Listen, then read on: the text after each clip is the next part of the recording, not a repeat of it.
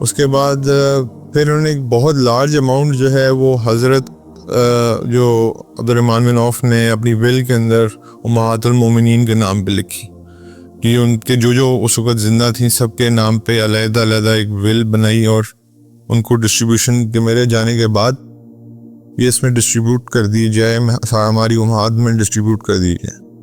اب ظاہری بات ہے میرے اور آپ کے اوپر ڈونیشن جو ہے، یعنی کہ اپنی ول میں 1/3 پارٹ جو ہے وہ ہم صرف ڈونیٹ کر سکتے ہیں، باقی جو ہے وہ فیملی کا حصہ ہے۔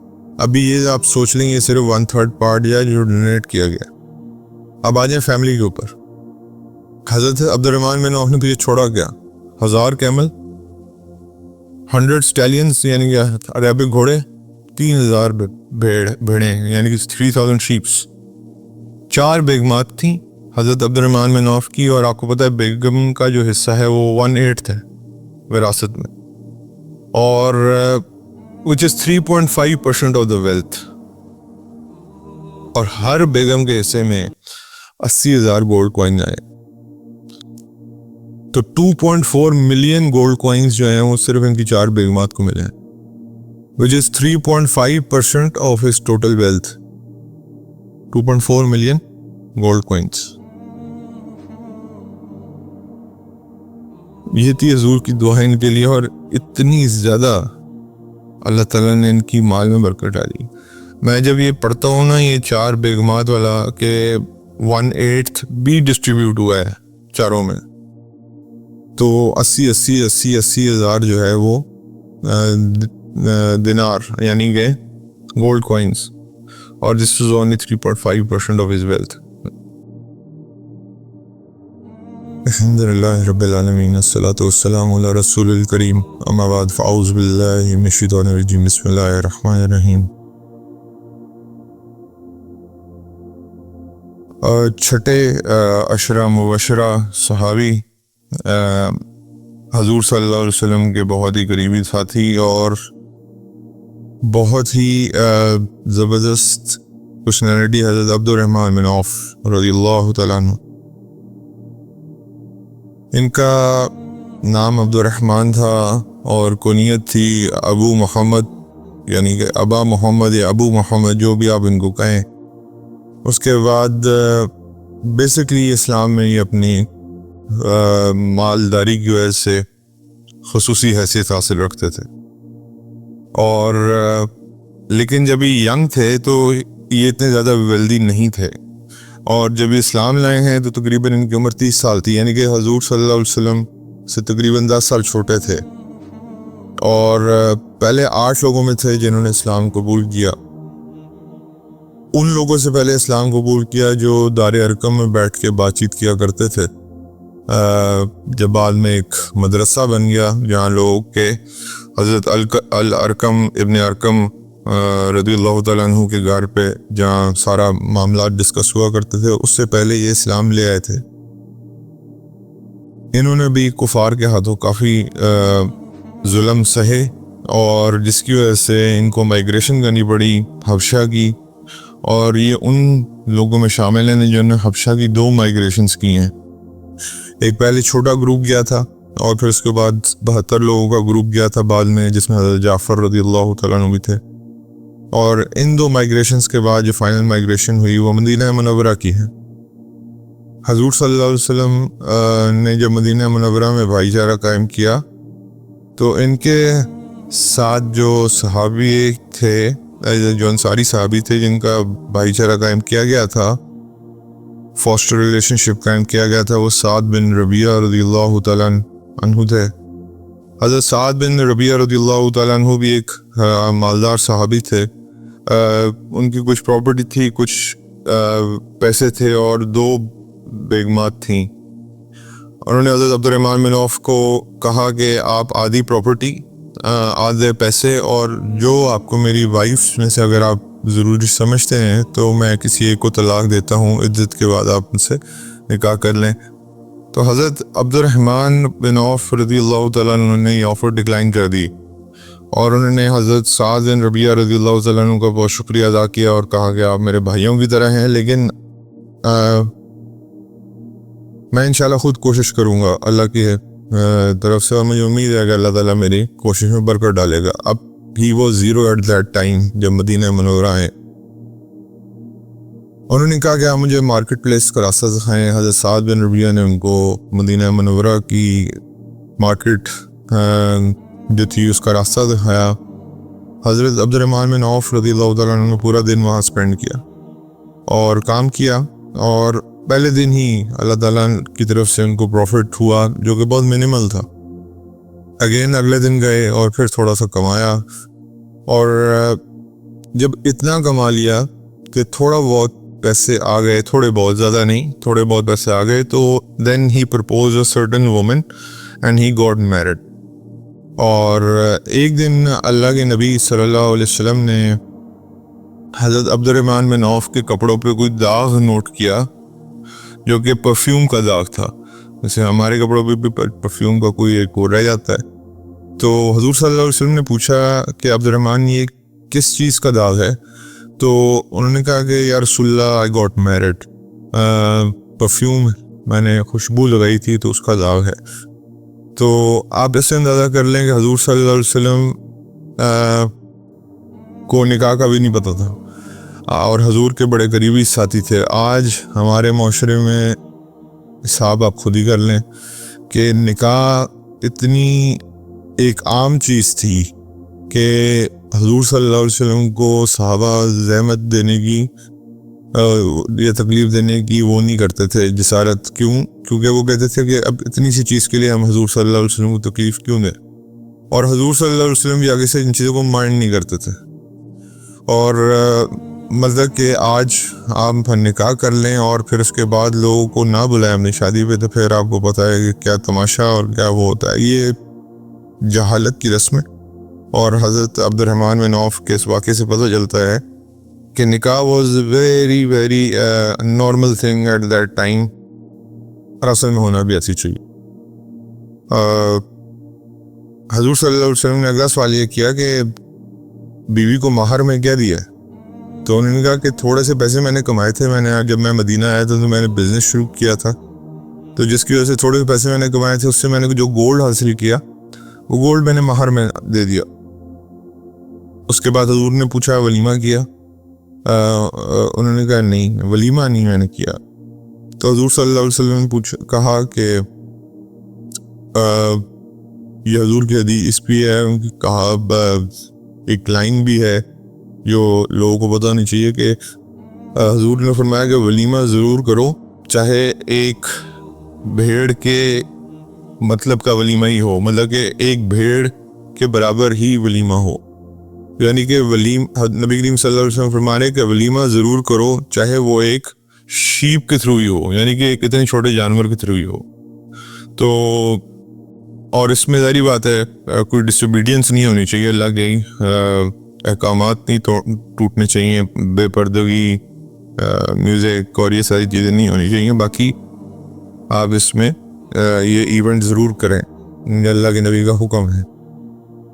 اس کے بعد جی حضور صلی اللہ علیہ وسلم نے اس کے بعد حضرت عبد الرحمن بن عوف رضی اللہ تعالیٰ عنہ کو دعا دی, اور وہ دعا کی تھی جو ہے وہ حضرت عبد الرحمن بن عوف کہتے ہیں میرے لیے وہ چینجنگ پوائنٹ تھا اور ٹرننگ پوائنٹ تھا. وہ دعا جو تھی حضور صلی اللہ علیہ وسلم نے فرمایا may Allah grant you blessings, barakah in your wealth, in your family, and he got married in the right way. یہ اس لیے حضور نے دعا دی کیونکہ انہوں نے صحیح طریقہ اپنایا. یہ نہیں ویٹ کیا کہ میں بہت مالدار ہو جاؤں تو پھر میں شادی کروں گا. جیسے آج ہمارے معاشرے میں چاہے بندے کی عمر 50 سال کی ہو جائے اور وہ اتنا مالدار ہو جائے کہ سو کالڈ وہ اسٹیبلٹی ہے, جب تک اس کی کیریئر میں نہ آ جائے وہ شادی نہ کرے, چاہے عمر 50 سال کی ہو جائے. تو حضور نے اس چیز پہ ان کو دعا دی کہ آپ نے اتنا, جب آپ نے اپنے آپ کو سمجھ لیا کہ آپ اس کے قابل ہو گئے ہیں تو آپ نے نکاح کر لیا, میری سنت کو پورا کر دیا. اور اس پہ اللہ کے نبی نے ان کو خصوصی دعا یہ دی کہ اللہ تعالیٰ آپ کی چیزوں میں برکت عطا فرمائے, آپ کے مال میں برکت عطا فرمائے, اور آپ کے خاندان میں برکت عطا فرمائے. اور حضرت عبد الرحمن بن عوف کہتے ہیں کہ یہ دعا نے میری زندگی بدل دی. اس کے بعد آپ کے پاس بس اتنا مال ہونا چاہیے کہ آپ بس جو انڈیویجول ہے اس کی رسپانسبلٹی کور کر سکیں. یہ جو ہے آج کل ہمارے معاشرے میں، یہ تو اللہ معاف کرے جہالت ہے۔ اس کے بعد اور دوسری چیز جو آپ نے دیکھنی ہے، جو ہم نہیں دیکھتے، کہ آپ نے جو اپنے اسپاؤس میں کہ اس کا کریکٹر اچھا ہو، کنڈکٹ اچھا ہو، دین میں اچھے ہو، یہ ساری چیزیں آپ کو پتہ ہی ہے۔ وہ حضور کی حدیث بار بار میں عرض کرتا ہوں کہ ایک عورت سے 4 وجہ سے شادی کی جاتی ہے، ایک اس کے حسن کی وجہ سے، ایک اس کے حسب و نسب کی وجہ سے، اور ایک اس کی خوبصورتی کی وجہ سے، اور ایک اس کے تقوی کی وجہ سے، اور بہترین ہوا جو تقوی کی وجہ سے کرے۔ تو اس کے بعد حضور نے یہ بھی فرمایا کہ ایک صحابی حضور کے پاس آیا، انہوں نے پوچھا یا رسول اللہ میں بہت غریب ہوں، حضور نے فرمایا نکاح کرو غنی ہو جاؤ گے۔ تھوڑے سے بعد پھر آئے، انہوں نے کہا کہ یا رسول اللہ بیوی غربت ویسی ہے، انہوں نے کہا دوسرا نکاح کرو پھر غنی ہو جاؤ گے۔ تو اللہ تعالیٰ نے نکاح میں غنا رکھی ہے، لیکن ہمارا حساب الٹا ہے، وی تھنک ادروائز۔ عبد الرحمن بن عوف رضی اللہ تعالیٰ عنہ نے کہا کہ یہ دعا اللہ کے نبی نے مجھے دی، اور قسم کھائی واللہ اس دعا نے پوری دنیا کو میرے قدموں میں لا کے گرا دیا، اور جتنی مٹیریل ویلتھ تھی اس دنیا کی وہ میرے قدموں میں تھی اللہ کے نبی کی اس دعا کی وجہ سے، کہ اللہ آپ کی مال میں برکت، آپ کی فیملی میں برکت عطا فرمائے۔ تو اس کے بعد انہوں نے بدر میں بھی شرکت کی، فورٹ ویری بریولی، اسی طرح احد میں شرکت کی، فورٹ ویری بریولی، اور بدری صحابی بھی تھے تو آگے ساری جنگوں میں نبی کریم صلی اللہ علیہ وسلم کے ساتھ رہے موسٹلی۔ اور اس کے بعد جب ان کی ویلتھ کی باری آتی ہے، کیونکہ ان کا he was known for his wealth, تو ہی ارنڈ سو مچ، اور اتنے ویلدی تھے کہ جب کسی کا کیروان دور سے نظر آتا تھا، مدینہ منورہ سے دور سے کوئی کیروان چلتا نظر آتا تھا، تو لوگ کہتے تھے کہ عبد الرحمن بن عوف کا کیروان آ رہا ہے۔ حتیٰ کہ حضرت سیدنا عثمان غنی رضی اللہ تعالیٰ عنہ کو ان کا کیروان دیکھ کے فخر کیا کرتے تھے کہ ماشاءاللہ تبارک اللہ نے ان کے اندر، ان کے مال میں بہت برکت ڈالی ہے۔ ادھر سیدنا عثمان اپنا کیروان لے کے آ رہے تھے، تو راستے میں حضرت عبد الرحمن بن عوف رضی اللہ تعالیٰ عنہ کا کیروان آ رہا تھا، تو حضرت عبد الرحمن بن عوف کے بارے میں حضرت عثمان نے کہا کہ اللہ نے ان کے مال میں واقعی ہی برکت ڈالی، اتنا بڑا کیروان تھا۔ اور آپ اندازہ کر لیں کہ جب ہجرت کی تھی ہی ہیئر نتھنگ، اور فرسٹ اماؤنٹ جو انہوں نے ارن کی اس سے انہوں نے اپنا نکاح کیا تاکہ ان کا جو ایمان ہے وہ بچ جائے۔ نکاح جو ہے وہ آدھے ایمان کو بچا لیتا ہے، یہ ہم نے حضور صلی اللہ علیہ وسلم سے سنا ہے۔ اور ویٹ نہیں کیا کہ میں اسٹیبلٹی حاصل کر لوں، میری جاب اسٹیبل ہو جائے۔ کہنے کو ہم سارے ایک اسٹیبل جاب پہ بیٹھے ہیں، لیکن ون فائن ڈے اگر we are not on this job, میری اور آپ کو اس کیا گارنٹی کہ میں اور آپ اس جاب پہ پرماننٹلی بیٹھیں؟ There is no guarantee, well eventually come to zero. تو پھر اسٹیبلٹی کہاں جائے گی؟ اس کے بعد اللہ تعالیٰ کے کئی صحابہ جو ہیں ان کو اللہ تعالیٰ نے دنیاوی مال بھی بہت دیا تھا، جیسے سیدنا عثمان غنی رضی اللہ تعالیٰ عنہ ہیں، سیدنا عبد الرحمن بن عوف ہیں، پھر سیدنا سعد بن ابی وقاص کا بھی میں نے آپ کو بتایا تھا۔ یہ کچھ امیر صحابی تھے۔ آج کل کے زمانے میں لوگ کیا سمجھتے ہیں کہ جو ریلیجس ہے وہ غریب ہوگا، وہ کما نہیں سکتا، ایسا نہیں ہے، اور جو ویلدی ہے اس کا ریلیجس ہونا ضروری نہیں ہے۔ یہ ایک پٹھی سوچ ہے آج کل کے۔ مجھے اور آپ کو اللہ کے نبی نے ایک دعا سکھائی ہے، ربنا آتنا فی الدنیا حسنہ وفی الآخرۃ حسنہ وقنا عذاب النار، یعنی کہ دنیا بھی حسن کر اور آخرت بھی حسن کر، بہترین کر، اور ہمیں جہنم کی آگ سے بچا لے۔ تو یہ بہترین اور بڑی زبردست اور چھوٹی سی دعا ہے جس کو پڑھا جا سکتا ہے بار بار۔ اس کے بعد جب بھی نبی کریم صلی اللہ علیہ وسلم نے جنگ کے لیے ڈونیشن مانگی، حضرت عبد الرحمن بن عوف نے ہمیشہ اس کے اندر ڈونیشن بڑھ چڑھ کے دی۔ کئی دفعہ انہوں نے پرسنٹیج کے لحاظ سے دی، کئی دفعہ کوانٹٹی کے لحاظ سے دی۔ ایک جنگ میں جب حضور نے ڈونیشن مانگا تو 40,000 درہم حضرت عبد الرحمن بن عوف نے دیے۔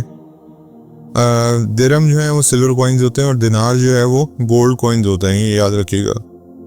تو حضور نے پوچھا پیچھے کیا چھوڑا؟ انہوں نے کہا جتنا لایا ہوں اتنا ہی پیچھے چھوڑا، یعنی کہ 40,000 درہم ہی پیچھے چھوڑے۔ یہ کوئی ارلی جنگ ہوگی، کیونکہ بعد میں تو حضرت عبد الرحمن رضی اللہ تعالیٰ عنہ کی ویلتھ جو ہے وہ بھی آئے گا آگے. آپ پریشان ہو جائیں گے کہ اللہ نے کیسی برکت ڈالی ان کی ویلتھ کے اندر. حضور صلی اللہ علیہ وسلم نے دوبارہ دعا دی، اور دعا کیا دی حضرت عبد الرحمن بن عوف کو کہ جو آپ لائے ہیں اللہ اس میں بھی برکت عطا فرمائے، اور جو آپ گھر چھوڑ گئے ہیں اس میں بھی اللہ برکت عطا فرمائے. تو دوبارہ ایک دعا حضور نے ان کو دی. اور پھر یہ کہتے ہیں کہ میں یہ دیکھتا تھا کہ جتنا میں خرچ کرتا تھا اللہ کے راستے میں، حضرت عبد الرحمن بن عوف فرماتے ہیں کہ جتنا میں خرچ کرتا تھا اللہ کے راستے میں، اللہ اس سے مجھے کہیں زیادہ دیا کرتے تھے. اچھا ایک بات تو مجھے اور آپ کو پتا ہے کہ ایک ثواب یا ایک نیکی، جب آپ ایک نیکی لکھ کرتے ہیں تو اس کے مقابلے میں 10 لکھی جاتی، اور جب میکسیمم کتنی لکھی جاتی ہیں 700. اور اگر ایک گناہ کرتے تو گناہ ایک ہی لکھا جاتا ہے. یہ اللہ کی رحمت کا ایک خصوصی پہلو ہے، یعنی کہ آپ ایک نیکی کی تو منیمم 10 اور میکسیمم 700 نیکیاں لکھی جائیں گی. اخلاص پہ ڈیپینڈ کرتا ہے. اور اگر برائی کی ہے تو ایک ہی لکھی جائے گی، وہ بھی اس وقت تک اگر توبہ نہ کر لے. پھر تبوک میں آپ آ جائیں ذرا. تبوک میں ان کی سروس کیا تھی؟ غزوہ تبوک میں 2 لاکھ اونسز آف گولڈ انہوں نے کنٹریبیوٹ کیا. 2 لاکھ اونس آف گولڈ، یہ سوچنے کی بات ہے. حضرت عمر رضی اللہ تعالیٰ عنہ کو پتہ مقابلے میں لگے ہوئے تھے. حضرت ابوبکر کے ساتھ بھی انہوں نے کہا، حضرت حضور سے کہا کہ دیکھیں اپنی فیملی کے لیے کچھ نہیں چھوڑ کے. تو حضور صلی اللہ علیہ وسلم نے ان سے پوچھا کہ آپ فیملی کے لیے کیا چھوڑ کے ہیں؟ تو انہوں نے آگے سے کہا کہ میں اپنی فیملی کے لیے بہت ساری گڈنس اور جو اللہ اور اس کے رسول نے میرے ساتھ وعدہ کیا ہے وہ چھوڑ کے ہیں. حضرت عبد الرحمن بن عوف کا یہ خصوصی لائن تھی تبوک میں، اور یہ بہت بڑا ان کا ڈونیشن تھا. اس کے بعد حضور صلی اللہ علیہ وسلم کی دنیا سے تشریف لے جانے کے بعد حضرت عبد الرحمن بن عوف کی ویلتھ اتنی بڑی کہ شاید نمبرز جو ہیں وہ آپ کو تھوڑا سا آئیڈیا دے دیں گے آگے، لیکن یہ بھی میتھمیٹیکل نمبرز ہیں. لیکن اصل میں کیا ہوگا آپ خود ہی اندازہ کر لو. لیکن جتنا پیسہ بڑھتا گیا اتنی ہمبلنس بڑھتی گئی. حضرت عبد الرحمن بن عوف کے بہت سارے امپلائیز بھی تھے، بہت سارے لوگ تھے، بہت سارے غلام تھے، لیکن ان کو ان سے ڈفرینشیٹ کرنا مشکل ہوتا تھا. لوگ پوچھا کرتے تھے کہ عبد الرحمن بن عوف کون سے ہیں ان میں سے، تو حضرت عبد الرحمن بن عوف کے بارے میں بتانا پڑتا تھا یہ ہیں. یعنی کہ وہ اپنے جو لوگ تھے، جو ورکرز تھے ان کے، جو ان کے غلام تھے، مطلب کہ ان کے ساتھ اتنی ہمبل رہتے تھے کہ ان کے اندر اور دوسروں میں ڈفرینس کرنا مشکل ہو جاتا تھا. اس کے بعد ان کے پاس خصوصی جو اللہ تعالیٰ نے ان کو خاصہ دیا وہ یہ دیا کہ ساری امہات المومنین کی دیکھ بھال جو زندہ رہیں حضور کی زندگی کے بعد، ان کی دیکھ بھال ساری حضرت عبد الرحمن بن عوف کیا کرتے تھے. حضرت عبد الرحمن بن عوف میک شور کیا کرتے تھے کہ جب بھی وہ ٹریول کرے ان کا کیمل بیسٹ سے بیسٹ ہو، اس کے اوپر خوبصورت قالین، خوبصورت بیٹھنے کی جگہ، اس کے اوپر خوبصورت وہ جو ڈولی ٹائپ ہوتی تھی اس کو خوبصورت ترین بنا کے ایک خوبصورت سب سے بیسٹ اونٹ پہ امہات المومنین کو ٹریول کروایا کرتے تھے، ساتھ خود ٹریول کیا کرتے تھے کہ کہیں اگر میری سروس کی ضرورت پڑے تو میں حاضر ہوں. تو حضرت کے بارے میں جو امہات المومنین ہیں حضور صلی اللہ علیہ وسلم کے ازواج مطہرات، وہ بھی بہت رسپیکٹ کرتی تھیں ان کے بارے میں، اور کہا کرتی تھیں کہ ہی از دا موسٹ ٹرسٹڈ مین، اور اتنے ٹروتھفل ہیں with the promise he made to prophet صلی اللہ علیہ وسلم. اس کے بعد ہم انہوں نے اپنی ول میں کیا لکھا یہ ذرا سن کے میں اور آپ پریشان ہو جائیں گے کہ اس وقت کے زمانے میں ول میں کیا لکھا تھا. انہوں نے ایک لینڈ تھا ان کے پاس، پیس آف اے لینڈ، جو 40,000 دینار کا تھا، یعنی کہ 40,000 گولڈ کوائنز آپ اندازہ کر لو.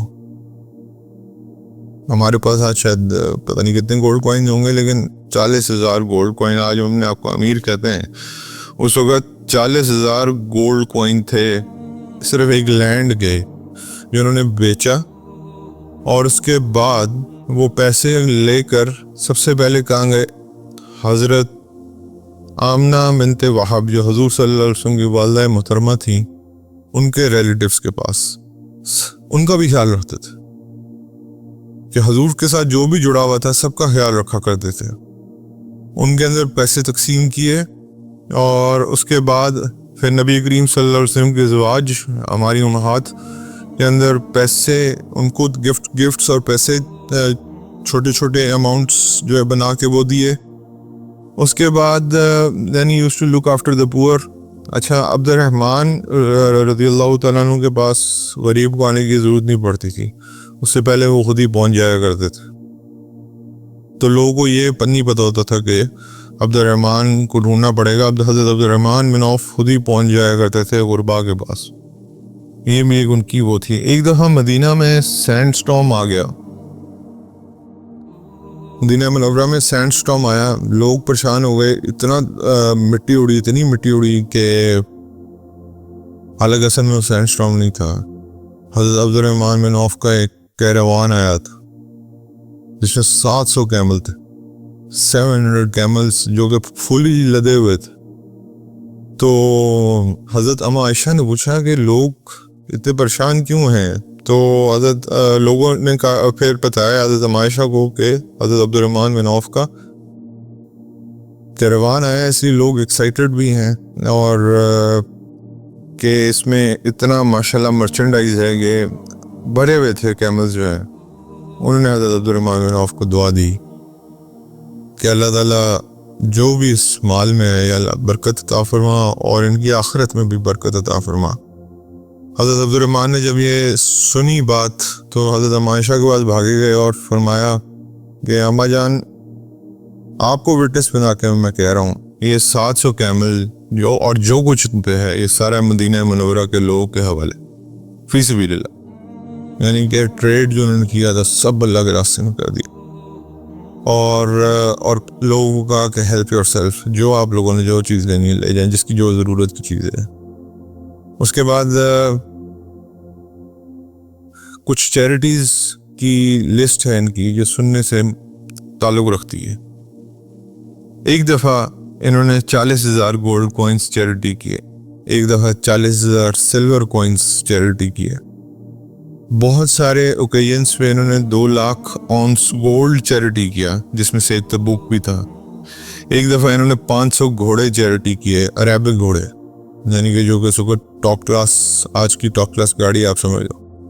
ایک دفعہ انہوں نے 1500 کیمل اللہ کے راستے میں چیریٹی کیے. 1500 یونٹس جو ہیں وہ میرے خیال سے آج کی جو موٹر وہیکل ہے اس کی پروڈکشن مہینے کی بھی نہیں ہے. انہوں نے 1 منٹ کے اندر وہ چیریٹی کر دیے. اس کے بعد کلوز ٹو ہز ڈیتھ انہوں نے جو ان کے غلام تھے ان کو سب کو رہا کر دیا, رہا ان سینس کے آزاد کر دیا. اور پھر اپنی ول میں یہ بھی لکھا, دیکھیں کتنا خیال کرتے تھے ہر ایک کا, حالانکہ خود بدری صحابی تھے, لیکن ول کے اندر یہ بھی مینشن کیا کہ 400 گولڈ کوئنز ہر بدری صحابی کو دیے جائیں, اور اس کو 100 بدری صحابی زندہ تھے, یعنی کہ کتنے بن گئے 40,000 گولڈ کوئنز. یہ ول میں یہ بھی لکھا, بدری صحابی کا خاص خیال رکھا گیا. اس کے بعد کیونکہ وہ یہ سمجھتے تھے کہ نیک لوگوں پہ اور پائس لوگوں پہ خرچ کرنے کی خصوصی اہمیت. اس کے بعد جی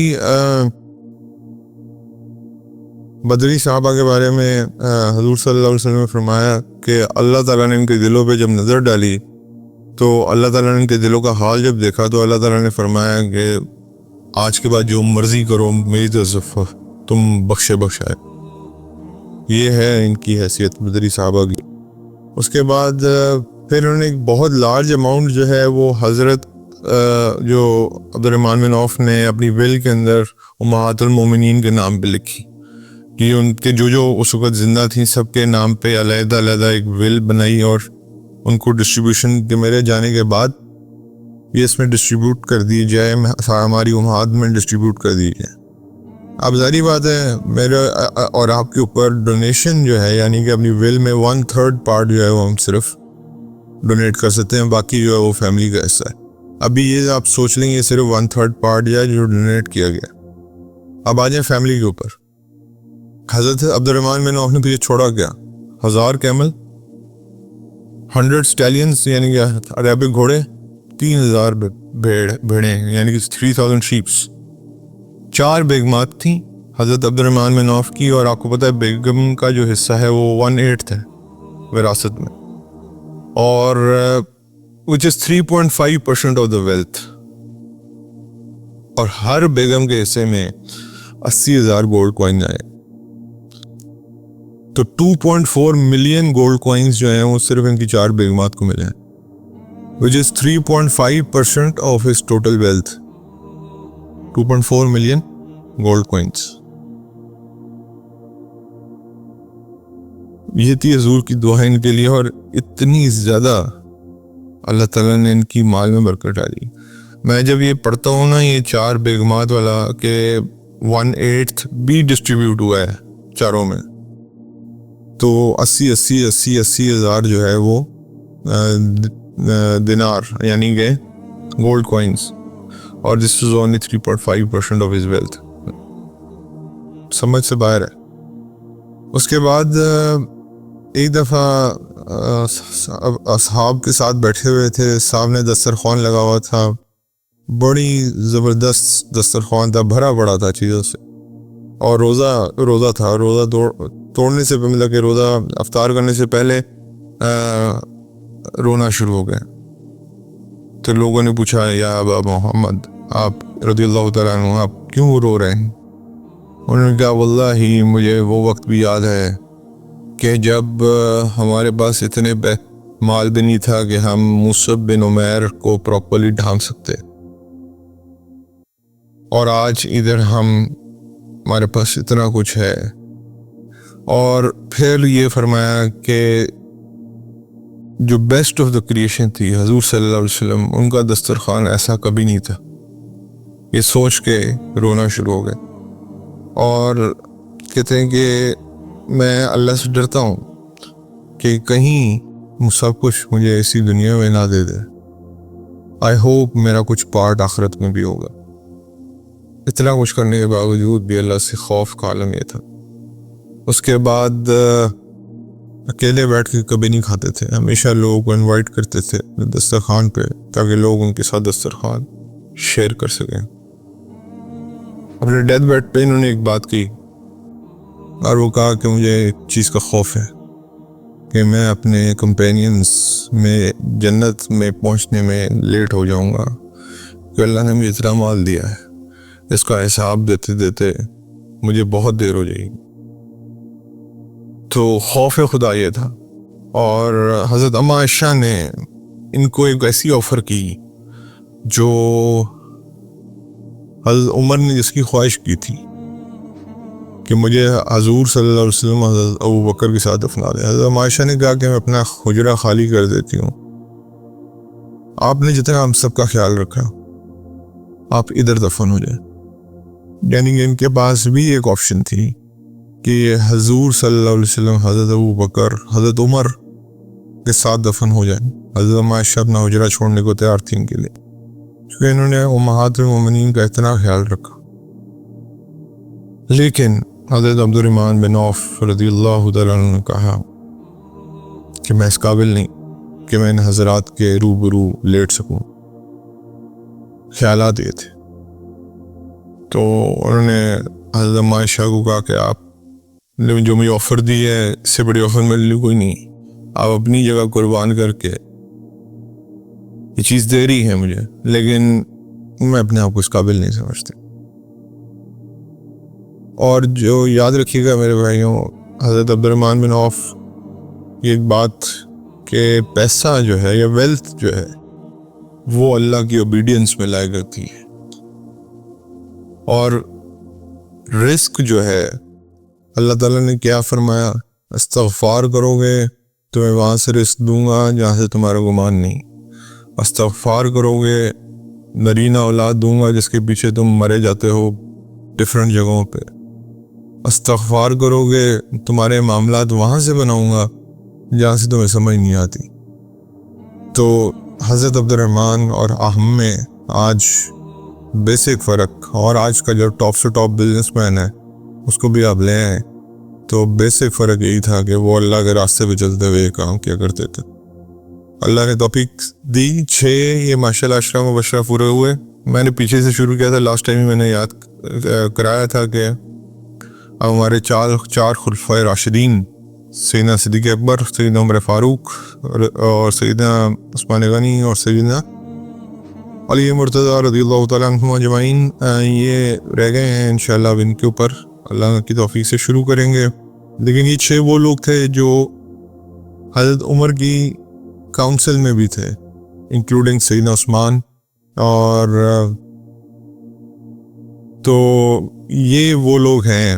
حضرت سعید نہیں تھے, حضرت سعید بن زید جن کا لاسٹ ٹائم ہمیں پڑھا کہ وہ حضرت عمر کے ساتھ ریلیٹیو تھے, ان کے برادر ان لا تھے. تو حضرت عمر واز سو فیئر کہ انہوں نے جو کاؤنسل بنائی تھی اس میں سے حضرت سعید بن زید کو ریموو کر دیا تھا کہ یہ میرے رشتہ دار ہیں, یہ کوئی تھوڑا سا ایسا فیصلہ نہ لے لیں جو جن کو میری خواہش کے مطابق ان کو پتہ ہو گیا میں کس کو چاہتا ہوں. تو ان کو نکال گیا تھا, عثمان غنی کو ڈالا گیا تھا. تو حضرت عمر کا انصاف آپ کو پتہ ہی ہے. اللہ تعالیٰ یار ان کی زندگیوں پہ عمل کی توفیق عطا فرمائے. پیسہ کیسے کمانا ہے, معاملات کیسے کرنے ہیں, سیدنا عثمان غنی کو پڑھ لیں اور سیدنا عبد الرحمن بن عوف کو پڑھ لیں, آپ کو خود ہی سمجھ آ جائے گی زندگی کی. کچھ حدیث مبارک.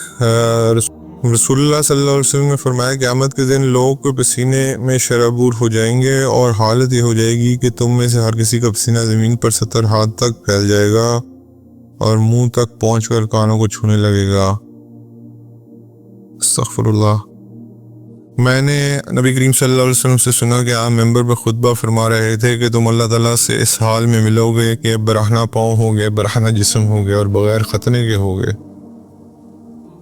یہ اوقات ہوگی ہماری اللہ کے سامنے قیامت کے دن. اور ان سے نبی کریم صلی اللہ علیہ وسلم نے فرمایا کہ یہ مرنے والا یا تو آرام پانے والا ہے یا دوسرے بندوں کو آرام دینے والا ہے. اللہ تعالیٰ ہمیں پہلے والے میں سے بنائے, دوسرے والے میں سے نہ بنائے کہ لوگ کہیں شکر ہمارا جان چھڑی دنیا سے, ہماری بھی جان چھوڑ گئی. اللہ معاف فرمائے. استغفر اللہ. ایسے لوگ بھی ہیں دنیا میں, اللہ ان میں سے ہمیں نہ شامل فرمائے. نبی کریم صلی اللہ علیہ وسلم نے فرمایا جو شخص اللہ سے ملنے کو پسند کرتا ہے اللہ بھی اس سے ملنے کو پسند کرتا ہے, اور جو شخص اللہ سے ملنے کو پسند نہیں کرتا اللہ بھی اس سے ملنے کو پسند نہیں کرتا.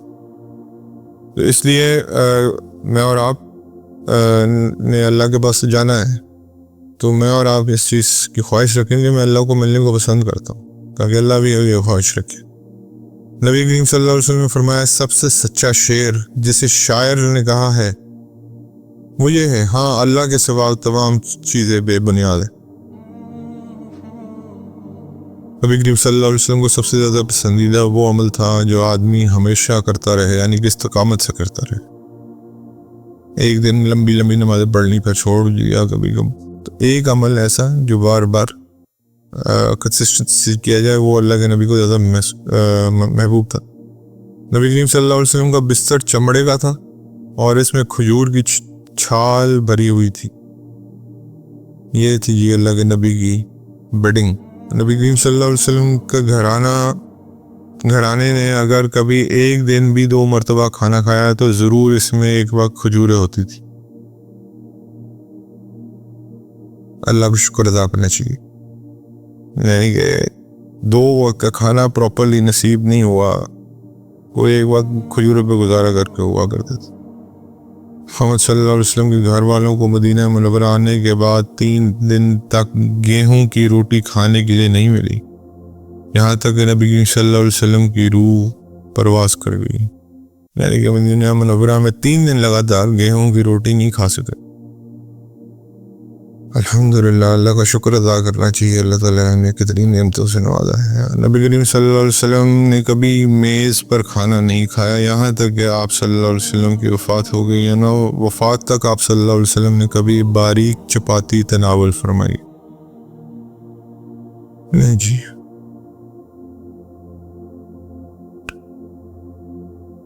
نبی کریم صلی اللہ علیہ وسلم نے فرمایا تونگری یہ نہیں کہ سامان زیادہ ہو بلکہ امیری یہ ہے کہ دل غنی ہو. امیر جو ہے انسان, اللہ کے نبی فرما رہے ہیں, وہ دل کے غنی سے ہوتا ہے. اصل چیز دل کا غنی ہونا ہے. رسول اللہ صلی اللہ علیہ وسلم نے فرمایا اللہ تعالیٰ فرماتا ہے کہ میرے پاس اس مومن بندے کا جس کی میں کوئی عزیز چیز دنیا سے اٹھا لوں اور وہ اس پر ثواب کی نیت سے صبر کر لے تو اس کے بدلے میں میرے یہاں جنت کے سوا اور کچھ نہیں۔ اللہ کے نبی صلی اللہ علیہ وسلم نے فرمایا انسان کی عمر بڑھتی جاتی ہے اور اس کے ساتھ دو چیزیں اس کے اندر بڑھتی جاتی ہیں، مال کی محبت اور عمر کی درازی۔ حضور صلی اللہ علیہ وسلم نے فرمایا دجال آئے گا اور مدینہ منورہ کے ایک کنارے میں قیام کرے گا، پھر 3 مرتبہ مدینہ منورہ کانپے گا اور اس کے نتیجے میں ہر کافر اور منافق نکل کر اس کی طرف چلا جائے گا۔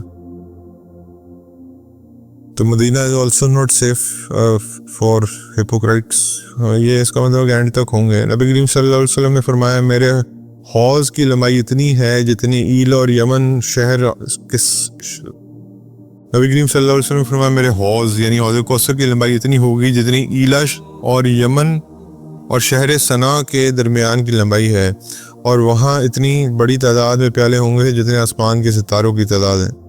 نبی کریم صلی اللہ علیہ وسلم نے فرمایا جنت والے اپنے اوپر کے درجوں کے بالا خانوں کو اس طرح دیکھیں گے جیسے تم آسمان کے ستاروں کو دیکھتے ہو۔ رسول اللہ صلی اللہ علیہ وسلم نے فرمایا جنت میں درخت ہے جس کا سائے میں سوار 100 سال تک چلنے کے بعد بھی اسے طے نہیں کر سکتا۔ نبی کریم صلی اللہ علیہ وسلم نے فرمایا سب سے پہلے چیز کا فیصلہ لوگوں کے درمیان میں جو ہوگا وہ ناحق خون کا بدلہ ہوگا۔ اللہ تعالیٰ جی ہمیں عمل کی توفیق عطا فرمائے۔ جزاکم اللہ خیر۔